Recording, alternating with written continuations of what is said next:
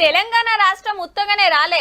ఉద్యమాలు, పోరాటాలు, million March, Sagaraharam, సకల జనుల సమ్మె, వంట వార్పు, ధర్నాలు, రాస్తారోకోలు, ముట్టడులు, దీక్షలు ఇట్లా ఎన్నో ఏండ్ల కమానం నడిస్తే అందరూ జేఏసీ జెండా కింద కొట్లాడితే అప్పుడు ఢిల్లీ దిగొచ్చి మన రాష్ట్రం మనకిచ్చింది. ఇప్పుడు గిన బీసీ రిజర్వేషన్ల కోసం జేఏసీ బుట్టి పార్టీలు పక్కకు పెట్టి జంగు బుట్టిచ్చింది.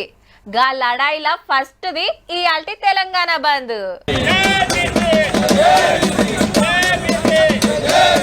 బంద్ అంటే బంద్ పోరి. పట్నం నుంచి పర్లేదాకా దుకాణాలు, పెట్రోల్ బంకులు, స్కూళ్ళు, కాలేజీలు, హోటళ్లు, బట్టల షాపులు, బంగారం షాపులు ప్రతి ఒక్కటి బందే. ఆర్టీసీ బస్సులనైతే డిపోలకెళ్లి దాటనిస్తోట్టు. మబ్బుల సందే గేట్ల ముంగట కూకున్నారు రోడ్ల మీదకి రావద్దని. 136 బీసీ కులాలే కాదు ఎస్సీ ఎస్టీ మైనార్టీలు కూడా ఈ మధ్య ఇచ్చిండ్రు. అధికారంలో ఉన్న కాంగ్రెస్, ప్రతిపక్షంలో ఉన్న బీఆర్ఎస్, సెంట్రల్ ఉన్న బీజేపీ కూడా సడకల మీదకి వచ్చింది. ఆడాడ 3 పార్టీల జెండాలు ఒక్కొక్కడకు పడ్డాయుల్లో. ధర్నాలు, ర్యాలీలు, నిరసనలు, దిష్టి బొమ్మలు కాల్చు జోరుగా నడిచినాయి.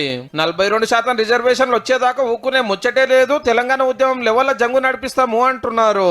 మిలియన్ మార్చ్ పెట్టే ఆలోచన ఉంది.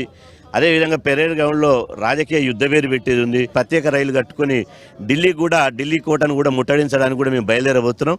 ఈ బంద్ ఒక ఆరంభం మాత్రమే. ఈ బంద్ను చూసి పార్టీలు, ప్రభుత్వాలు తమ వైఖరి, రాజ్యాంగబద్ధమైన సంస్థలన్నీ బీసీలను చిన్న చూపు, నిర్లక్ష్యం చేసే పద్ధతి మార్చుకుంటారు.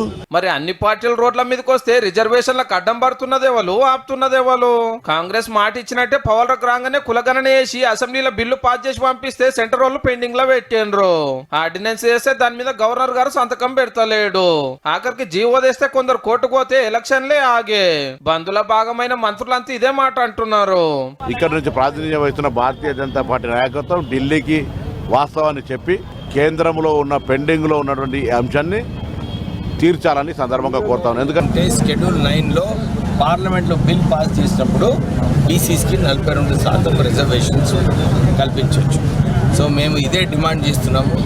తొందరగా బీజేపీ ప్రభుత్వము కళ్ళు తెరవాలి. బీజేపీ చేస్తున్నటువంటి పచ్చి మోసం. మీరు బీజేపీలో పార్టీ సభ్యులుగా ఉన్నారు, పార్లమెంట్ సభ్యులుగా ఉన్నారు, ఒక్కరోజు కూడా బీసీల యొక్క 40% రిజర్వేషన్ మాట్లాడరు.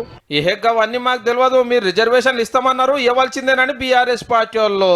భూకంపం సృష్టిస్తాం బిడ్డ, జాగ్రత్త, తస్మత్ జాగ్రత్తగా ఉండండి.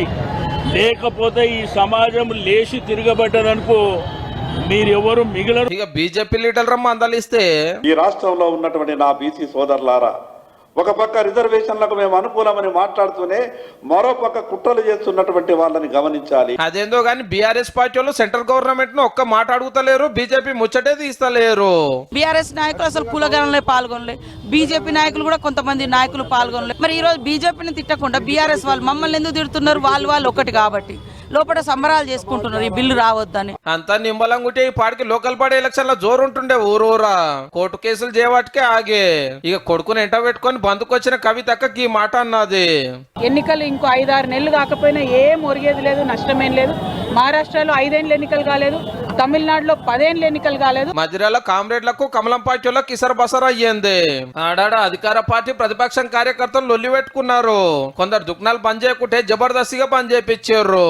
మొత్తానికైతే బంద్ అయితే సక్సెస్ అయింది. ఇక రేపటి సంది బీసీ రిజర్వేషన్ల పోరాటం ఎట్లుంటుందో గానీ తెలంగాణ బంద్ చూసన్నా సెంటర్ వాళ్ళు బిల్లును పాస్ చేస్తారో మరి.